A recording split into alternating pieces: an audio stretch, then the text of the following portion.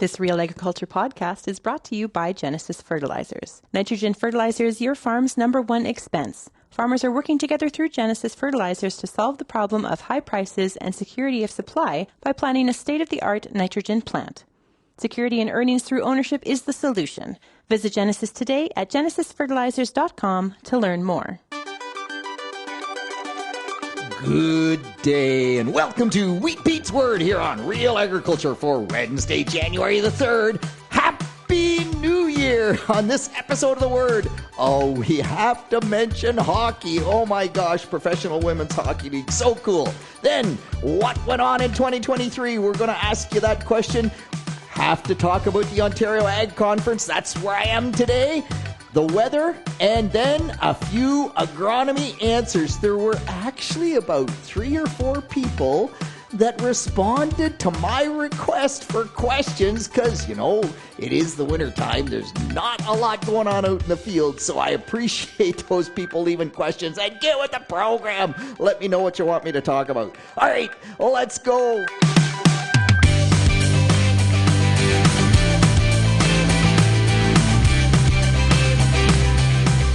First off, yes, Ella Shelton, number 17 with the New York team of the Professional Women's Hockey League, here from Ingersoll, Ontario. Well, actually, the farm is closer to Foldens or Salford than Ingersoll, but I see CBC Radio calling it Ingersoll. Scored the first ever goal. Now, Shane and I have done plots on Ella's family farm just there. We did wheat nitrogen plots following the pea crop. Ever so cool to be that. And kudos that we have a women's professional hockey league going. That's awesome. And I wish them all the best. Too bad Toronto lost in one way. You just shake your head and say, surely to goodness, the Toronto curse of the Maple Leafs cannot transfer over to the Toronto women's team. But nonetheless, 4-0 New York. Congratulations, Ella Shelton. You are in the history books forever with that goal. Very, very cool. All right, next up. Yes, I did radio yesterday on Tuesday, Agronomy Tuesday. It's mostly Agronomy Monday with Sean Haney. And Sean asked me, he says, so Pete, what are your 2024 agronomic goals on your farm? And man, I didn't have one. So I'm still thinking about that. But leave me your agronomic goals for 2024. Maybe it's 250 bushel corn. Hopefully it's 135 bushel wheat or 150 bushel wheat. But what are your goals? Maybe it's using less nitrogen fertilizer. I hope to get to that question here at the end of the tape where there's a good discussion to be had there. But what are they? And the other thing that was asked on Twitter was, what did you learn in 2023 agronomically? A great response from Jim Hale out of Saskatchewan saying, seed by soil temperature, not by the calendar. And again, that's got to be cereals. If you seed canola too early, it can get fried out. You seed any crop that brings its growing point above ground, you got to be a bit careful. But if you're talking wheat, barley, oats, rye, all of those crops, man, Jim, you are 100% right. Seed by soil temperature or not by the calendar for sure. Even frost seeding can work with those crops out in Western Canada. So yeah, what did you learn in 2023? Leave me those messages as well. I'd be most interested. Okay, I got to talk about the Ontario Ag Conference. And yes, the Ridgetown, we are there today, we are there tomorrow and Friday. Of course, if you're not registered for the in-person, it's too late. It's not yet too late. You can still register for the Midwestern Ag Conference portion of the Ontario Ag Conference. That's in Waterloo. The registration deadline is January the 14th. Of course, the in-person at Waterloo is January 19th. And January the 16th in Kemptville is already sold out, so lots of opportunities still. You can still register for the virtual conference. You can't register for the virtual conference today because it's on, or tomorrow or Friday. Everybody's too busy, but that conference registration will open up again next week. All sessions being available until March 31st. Here's a couple of teasers. Man, just really cool. Dave Hooker, Josh Naselski doing the PGR Puzzle Talk. And they're talking about plant growth regulators on wheat as a 2-star impact.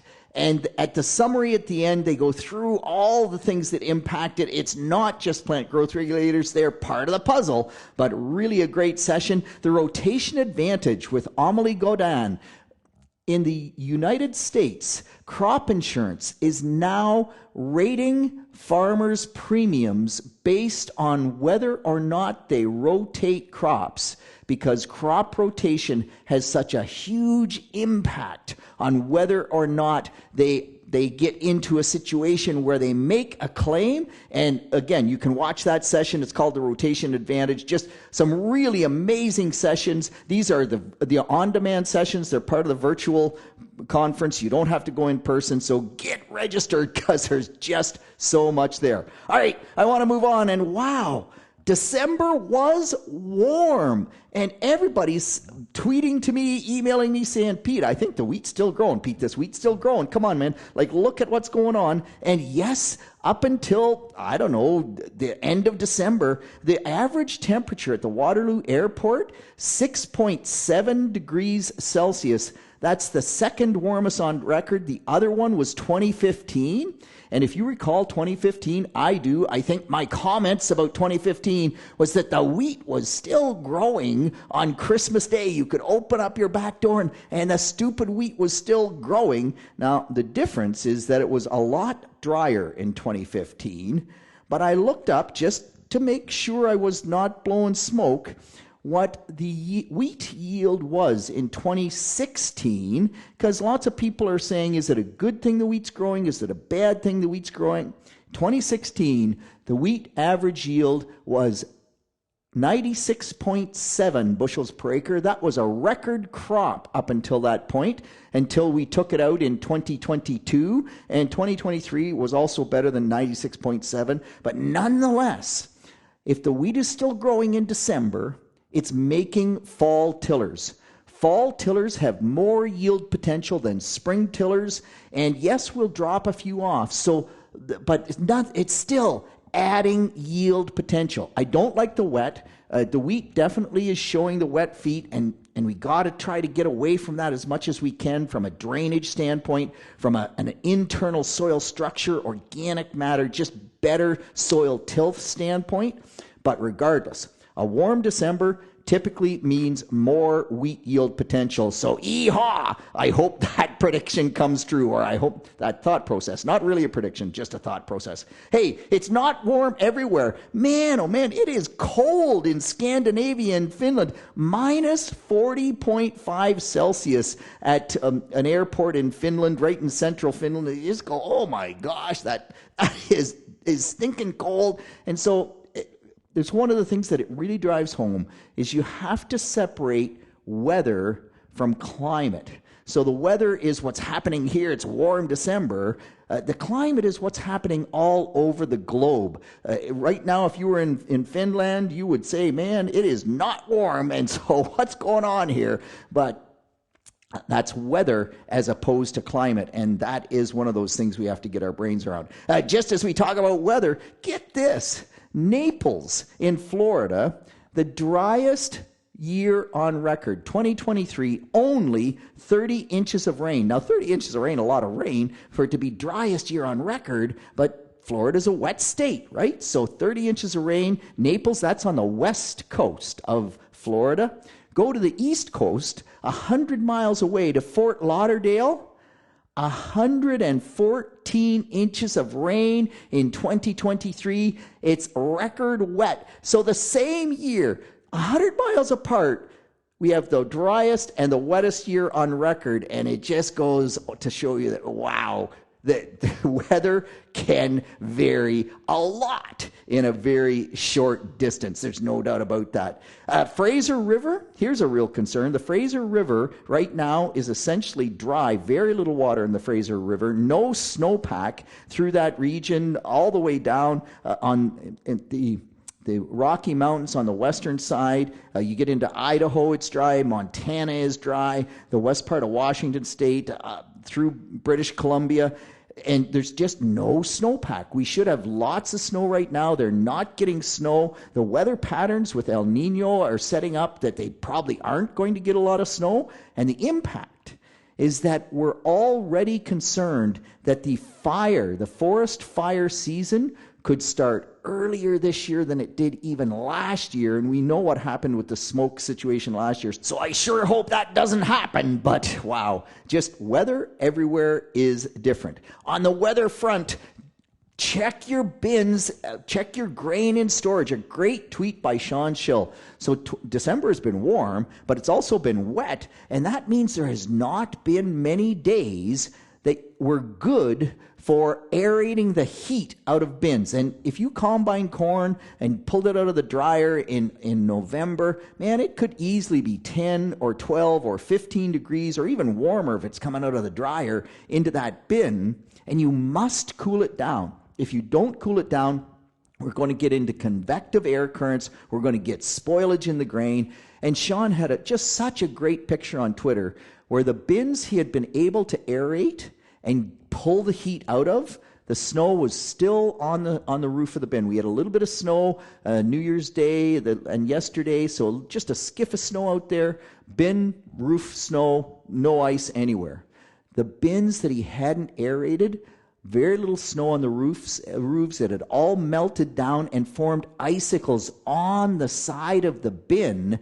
And that's really a bad indicator, because what that says is that the bin side is cold, the grain on the inside is warm. It's exactly what causes those convective currents. So if you have grain in storage, remember, the rule of thumb is if it's below 70% relative humidity, you can aerate. We get those chances. It's cooler now. Pull the heat out of that grain mass. We don't want to lose any crop. Okay, I want to move on and talk. Yeah, Harvest 23 is still going on. So Keith and Warren both back out combining corn the last day or two, because in Eastern Ontario, it's frozen enough we can run. Get down into Chatham, Kent, no way. We still haven't had cold enough temperatures. Maybe it's cold enough today. We did get some really cold temperatures overnight. Tonight looks even colder. So we may get a chance. There's still lots of tillage to be done. One of the things I will say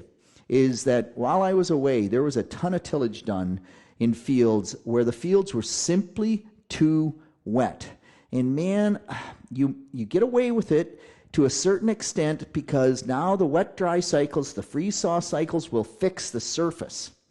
But it doesn't fix the damage you did being too wet down deep. And this is why we get moldboard plow pans. It's why with a disc ripper sometimes we see a lot of compacted issues, because we're working that soil when it's super wet. When you work when it's super wet in the fall, the surface will get fixed by our weather. By the way, it doesn't get fixed by the weather in for example, Australia. That would just destroy their soil. But here, enough wet-dry cycles, freeze-thaw cycles, the surface will look okay. But that deep damage, I really do worry about. So kudos to the people who are hanging in there, hoping to get some tillage done on some frost. But it's still, if you're doing it deep, I don't know. If it's not dry enough deep, you're still going to do some smear. There's no question about that. While we're talking about frost, Jeff saying, "Hey Peter," Jeff from Vars, Ontario, by the way, saying, "Peter, it's frozen here. We have no snow. Can I put the clover on my wheat?"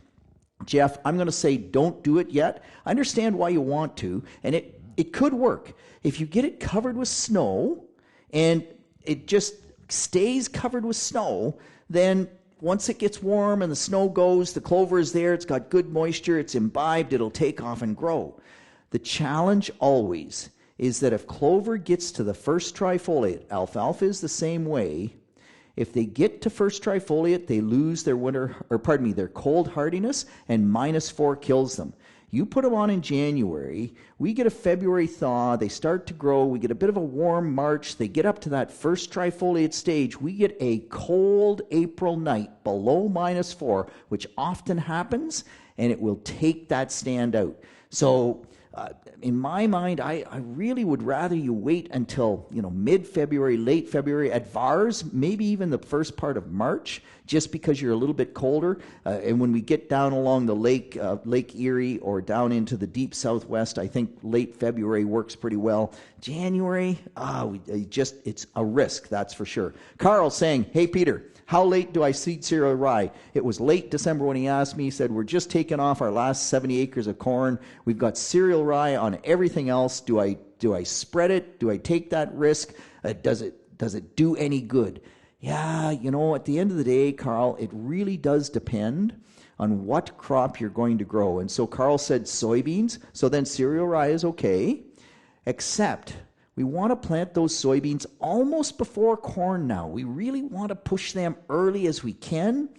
If you're planting soybeans on May the 1st and you spread cereal rye on December 20th or now after the corn comes off on January the 3rd or the 4th, the amount of growth that it's going to give you just simply is, the chances of it being of value are zero. If you were growing edible beans and you could let that cereal rye grow until the 10th or the 15th of May, I think it's a totally different story. But if you're going to plant soybeans the end of April, first part of May, I think it's just too late for that cereal rye crop. And while I'm on cereal rye or cover crops, a caller saying, hey, Peter, read an article, and it said that in the U.S. they were getting a decrease in yields of their crops when they grew a cover crop. How is that possible? Well, first off, I didn't see the article, so I really need to have a little more detail. But if you grow a cover crop in, for example, Montana or in Kansas, where you only get 10 inches of rain, the cover crop uses moisture that's too valuable to the crop. And it's a real conundrum, because you want the organic matter. You need the organic matter, but you can't give up the water. So depending on where that study was done, it could be a water thing. The other thing about cover crops is, as we know, if you go cereal rye and then you plant corn, you can get some real allelopathic issues. So without knowing more details, I'm not sure why they were giving up yield. In Ontario, well-managed cover crops should increase yields over the long term, not decrease yields. But every area is not Ontario, so I think that's where we have to go. Hey, to the caller who said, Peter, come on, 1850, 20 ton of manure, they didn't have that much livestock in 1850. Fair comment, but remember, this was research plots. So they took all the manure they could get, and 20 ton, by the way, is an estimate, because I don't think anybody was weighing it back then, or maybe it wasn't quite as accurate, but it was sort of in that game. And yes, on research plots, they got enough manure to do that 20 tons. And remember the impact of that, right? Like 100 years before that, the impact of that manure disappeared. Just quite impressive. A caller also saying, Peter, have you heard anything about this hypersound seed treatment? I think I've seen some trials that suggest it's real, but does it make any sense? Oh gosh, there's all sorts of things that we have tried to do to seed, that people have tried to do, magnetize it or treat it with, many different rays or inductions or things like that. The results simply have not been consistent in terms of any impact whatsoever. So I'm not sure about this treatment. I'd have to, again, have a few more details, but I would suggest make sure you do a good plot. Get some treated, don't treat some, do the plot out in the field. The chances of it consistently increasing yield are probably pretty slim. And with that, I'm long enough. I'm going to save Josh's question about nitrogen use efficiency for next week, because it's a really good one, and I think I need to spend a little bit more time than 30 seconds on it. With that, that's it. That's all on behalf of the team here at Real Agriculture. This is Wheat Pete with the word for Wednesday, January the 3rd, 2024. Welcome to the new year. Leave me some questions. We'll talk to you next week. Bye now.